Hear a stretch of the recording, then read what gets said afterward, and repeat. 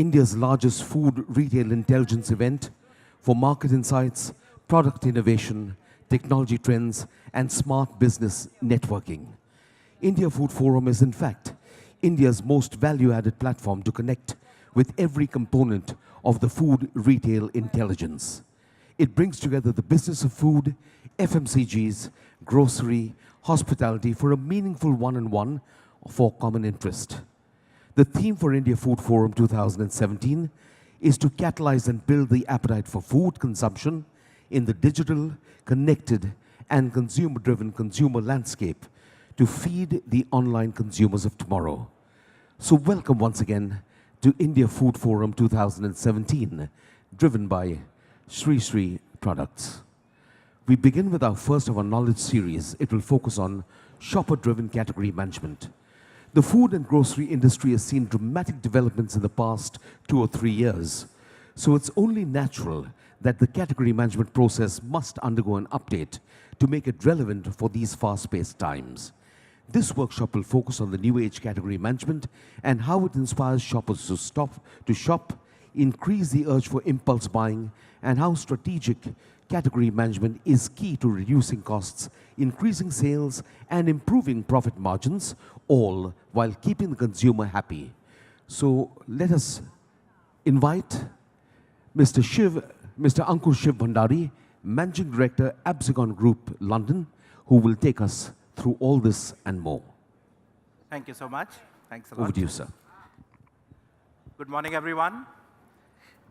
Thanks a lot for the kind introduction. I am Ankur Shiv Bhandari, and it's a pleasure to be here to share some thoughts on this concept, shopper-driven category management. Before we start, I think it will be good for me to give you a brief introduction about who we are, what we do. So if I may, with your permission, start with a brief overview of what the Asbiverse Group does. Is winning in sales and with shoppers important to you? Are you a consumer goods or services organization looking to make a difference with your product or service? Asbiverse might be able to help. Asbiverse is a consumer goods and services specialist firm providing growth solutions to aspiring brands to enable retail and distribution effectiveness. Asbiverse does this through its proprietary and trademarked methodology, Gain and Win, by helping organizations and individuals in getting new customers, augmenting customer spend, increasing frequency of purchase of those customers, and nurturing and growing profits for the organization. This is collectively known as the Gain and Win framework, which is enabled as per an organization's need, individually or collectively through the 5 verticals or offer areas of Asbiverse.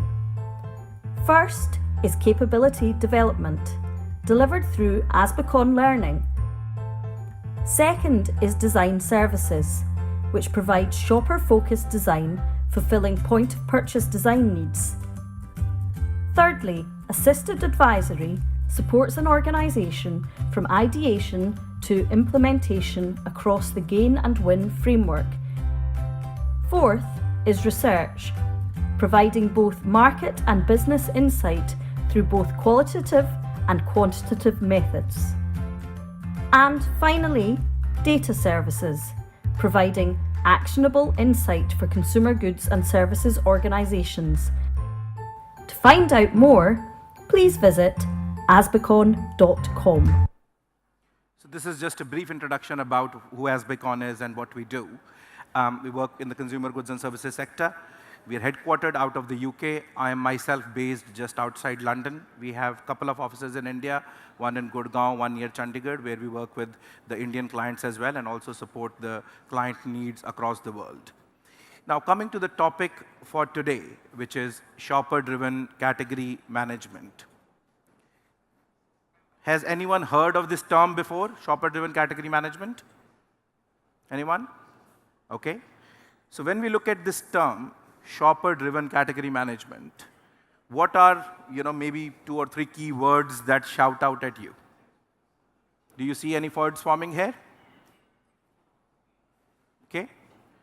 Shopper and category management. So in the world of consumer goods, these two are very important words. I think I'll just move too much light here, so I'll come down here. So shopper and category management are the two keywords which are used quite a lot in the world of consumer goods. Can anyone tell me what is the difference between a shopper and a consumer? Anyone? Shopper's the guy who makes the purchase, and consumer is the guy who consumes it. Big round of applause for our friend here. Very good. So let us try to just see, first of all, what is a shopper? Can we play the video, please?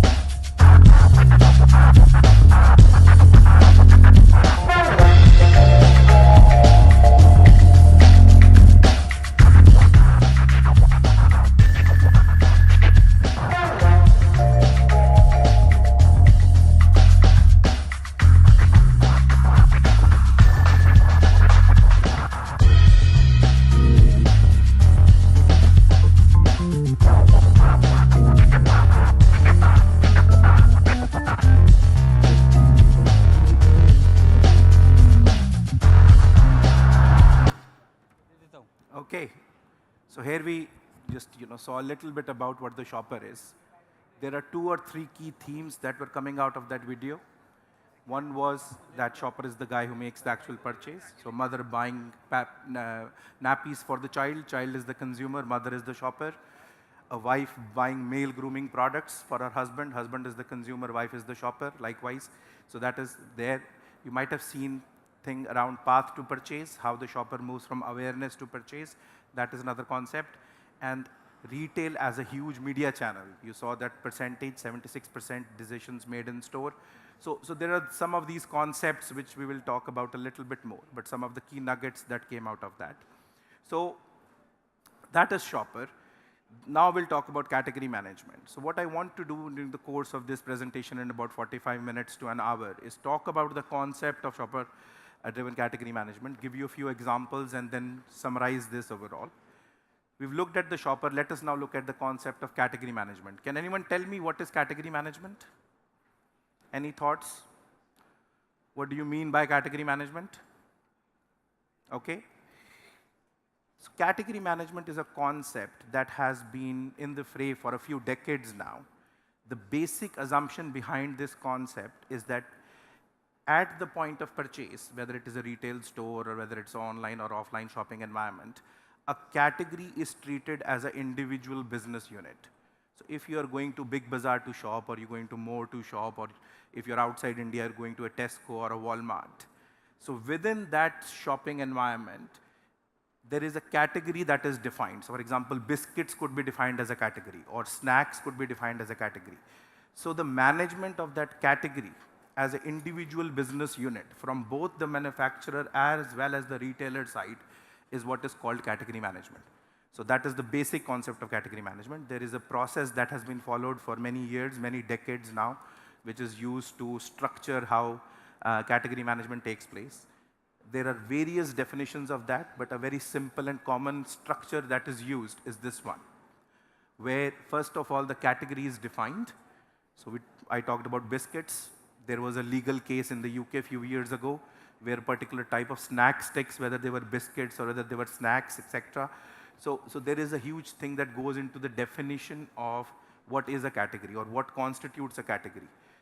When we talk about hair care is a broader category. Within hair care, there is shampoos, which is a subcategory. There is conditioners, which is another category. There are hair gels, which are another category. So it is the definition of the category. That is where the process starts.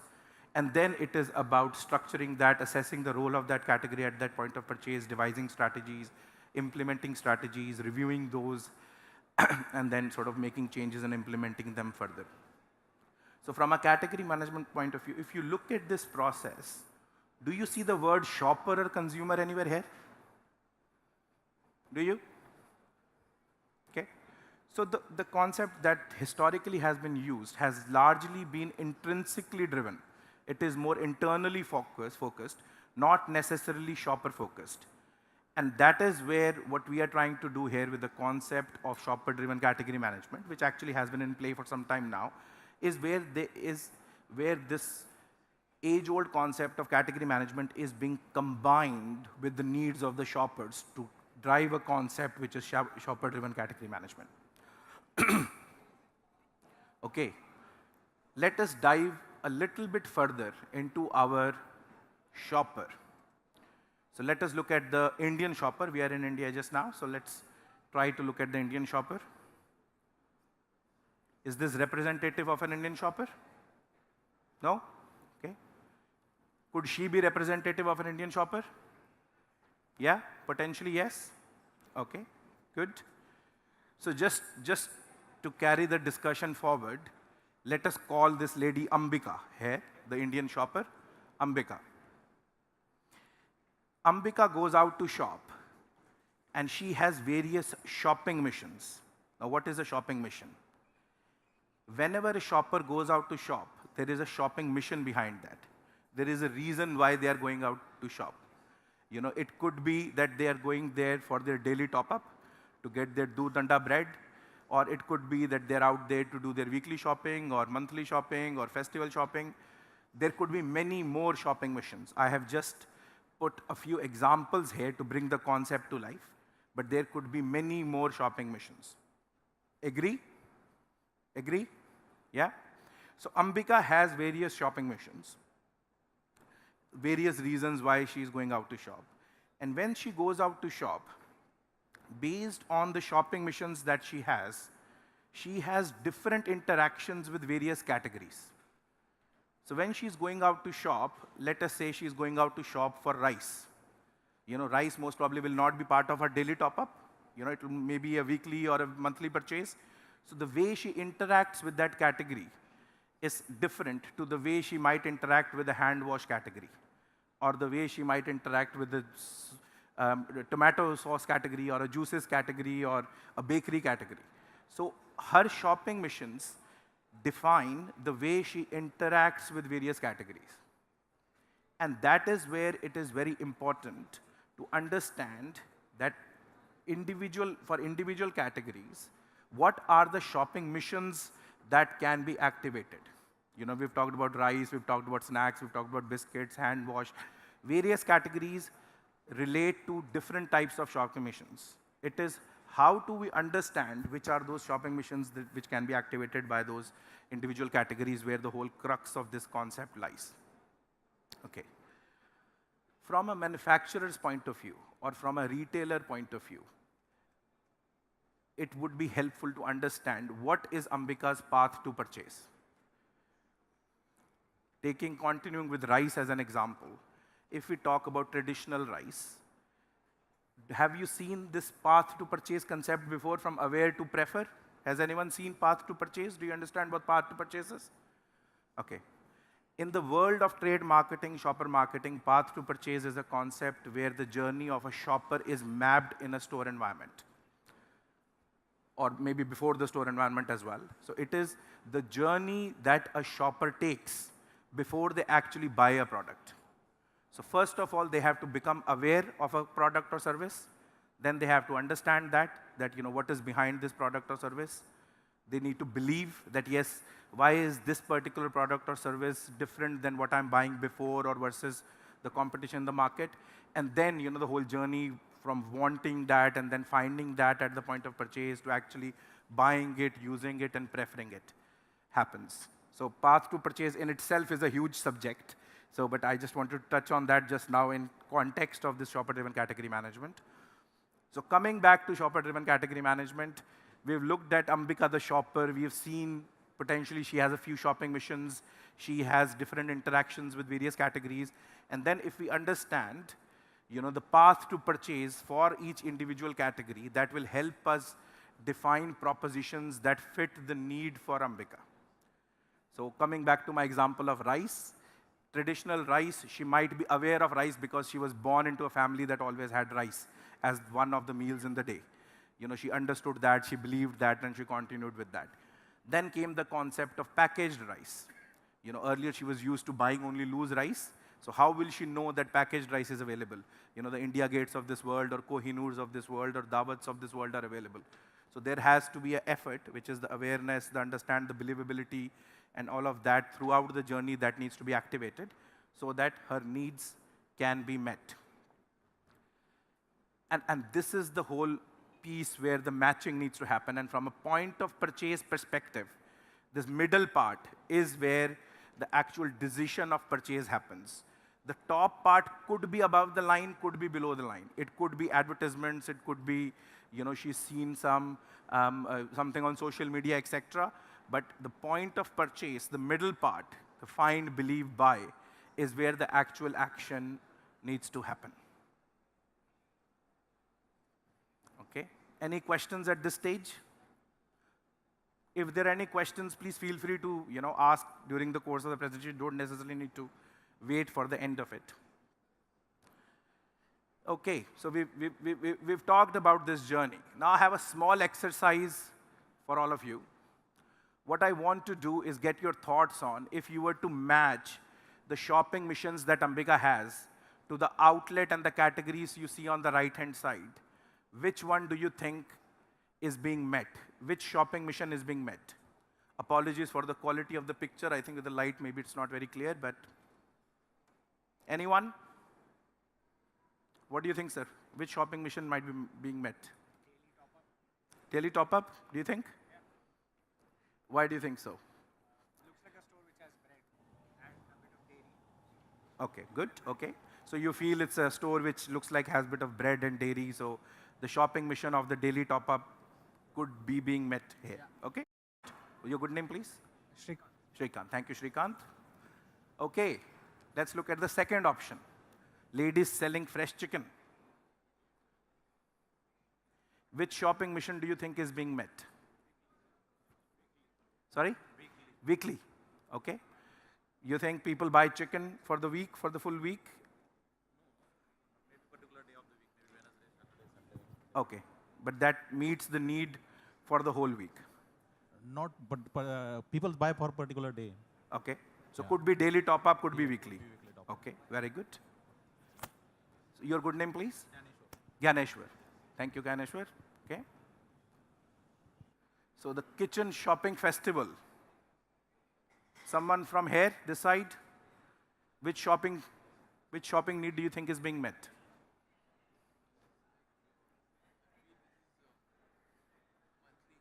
Monthly. Yeah. They usually buy products once for the whole month together. Okay, very good. Yeah, monthly maybe festival as well. Okay, very good. Your good name, please? Mohit. Thank you, Mohit. Okay. Next one. So Kirana store, some eggs there, some other daily need items. Anyone else from here? Monthly. Okay, very good. You feel monthly? Could this also be weekly or maybe daily as well? Monthly. Okay, very good. So we are seeing sort of, you know, different shopping needs being talked about. This is a duty-free shop. What shopping mission do you think is being met here? Anyone? Festival. Okay. Or leisure shopping. Okay. So thank you, Mohit. So it could be festival. But as I said, these are just some of the shopping missions we have articulated. There are many other shopping missions. So this is a shopping mission of gifting. When you're traveling, you know, I flew from London yesterday. I have family in India. I am at the duty-free shop. Fantastic deal on Shiva's Regal. You know, my cousin likes Shiva's Regal, so I buy that to gift him. Right? The mission is gifting. So there are other ones which are maybe not here as well. Okay. What about this one? A bookstore on a railway station. So again, not necessarily listed in the missions that we have there, but could be, you know, when you're traveling, you have a mission of passing time. So the key concept here is matching, understanding that for various categories, what are the various shopping missions that exist and can be activated. So to summarize the concept of shopper-driven category management, so which categories am I trying to influence? So I don't know which companies you work for or what your businesses are, but let's say you work for a manufacturer of any category. So in that category, let's say it's a food category and you're trying to influence. So which is the category that I'm trying to influence? How do I define that category? Which are the shoppers that I'm trying to influence, right? There are various shopper types. There are influential shopper types. There are the common shopper types. So understanding which are the shopper types that you're trying to influence with the categories that you have. What are the shopping missions of those shoppers which can be activated? So if it's a middle-class shopper that you're trying to influence with your categories, what are the shopping missions that exist and how you can potentially activate those shopping missions? And then how can I capture those shopping missions using the whole category management process and the path to purchase? So this is, in essence, the combination of insights from shoppers and the process of category management is how this whole concept of shopper-driven category management comes to life. Allow me to share a few examples of how we have done that in different markets. I'll only use a couple of examples and then happy to discuss. So this is an Indian example. This is going back a couple of years ago now. We did a piece of work for Tetra Pak and Dabur. Big Bazaar was the retail pilot in terms of the objective was how to increase penetration of juices business in India. So if you look globally, the penetration of juices as a category is about 70%, which means that of people going to a store to shop, how many of them are looking to buy juices? In India, that figure was 2%. So there was a huge gap in terms of global versus what was there from an Indian market perspective. And our challenge was to understand ways of increasing the penetration of juices in the Indian market. So what we did was some of the steps that we have talked about from a shopper-driven category management point of view. We understood the type of shoppers who were engaging with the category. From a juices category perspective, we defined the key shopping missions that this shopper had with regards to the juices category. So one key shopping mission for juices was breakfast, that people wanted to buy juices for breakfast as a shopping mission. One was school lunches. So people wanted to buy juices for their kids to take to school, the small packs, the Tetra Packs, etc. And likewise, there were other shopping missions. Some of these shopping missions were prioritized, which is, those are the shops. The breakfast was one of them, obviously. And then there was a plan put in place by the manufacturers as well as the retailers to activate this whole concept based on activating the shopping mission of breakfast at the point of purchase, which translated in terms of merchandising, which translated in terms of messaging at the point of purchase, which translated in terms of the whole communication, and the whole package was put into play to focus on the juices business. So this is an Indian example. Recently, we've just completed a piece of work. I'm sorry, the title up there has got hidden a little bit. What that says is Walgreens Boots. Have you heard of Walgreens Boots? Have you heard of Boots as a retailer? Okay. So Boots is the UK's #1 health and beauty retailer. It is part of the Walgreens Boots Alliance. Walgreens is one of the biggest retailers in the US. So, I think, I'm not exactly 100% sure, but I think Walgreens Boots together are maybe the world's biggest health and beauty retailer. So we've just completed a piece of work with them on the sun care category. So sun care in India, I don't think is such a big category because हमारा तो भगवान की देना color वैसे ठीक ठाक है. So, if you go into the European markets, because of the fair skin, people get a lot of sunburn. So if they go in sun, they have to have a sun cream on. And sun cream are defined by SPF factor, sun protection factor, 30, 50, etc. So we were tasked with understanding how can we grow the sun care category for Boots. And here Boots was the client because Boots have their own brand called Saltan, which is one of the leading players in the UK market. Although it is sold only in Boots stores, but Boots itself has more than 2,400 stores, so quite a lot. So it was, to understand how can we increase sun care as a category. So again, there was this whole process put in place to understand what are the various shopper types, what are the missions on which they buy sun cream. So some of the missions were obviously holiday travel, which is a key mission, but then also schools. So my kids, I've got an 11-year-old son and a 7-year-old daughter. They go to school in England. And when summer comes, we get a letter from the school which says that please send sun cream with your child. So that is, for the parent, a big shopping mission as well. So likewise, various shopping missions were identified. We then tested the concept with a lot of shoppers. So we did focus groups, which were streamed globally to the entire Boots management worldwide. We did a process called eye tracking. So what you see on the bottom left-hand side there is the result of eye tracking, where in our offices in the UK, we created a Boots store, and we had the shoppers go on that store and try to find the product they wanted to buy. And what eye tracking does is it captures the motions of various shoppers, and you understand where their attention is more, where it is less, how they are moving across in the category. And it is all shown as heat maps, and there is amazing insight that comes out of that. So that was used. What you see on the bottom right-hand side there is purchase decision hierarchy. What does, for this category, the shopper thinks first? So the first thing that they think is SPF, whether I want something with a high protection factor or a low protection factor, and then there are brands, price, and other things that come into consideration. And as a result of all of that, this whole plan was put into place. This is, just the whole layout was changed in terms of how the shopper shops. The whole category management came into play. And this is just, a depiction of how that was then visualized and is being implemented as we speak. So yeah, so just wanted to give you a few examples. In summary, what I have shared with you is shopper-driven category management, 2 key things. Shopper, who is the shopper? What are the shopping missions the shopper has? Category management, the concept of category management, the process that companies go through from a category management point of view. How do we combine both, which is the needs of the shopper with the category management process to form this shopper-driven category management process? Thank you so much. Okay, good. Well, thank you so much for your time. Brilliant. Thank you.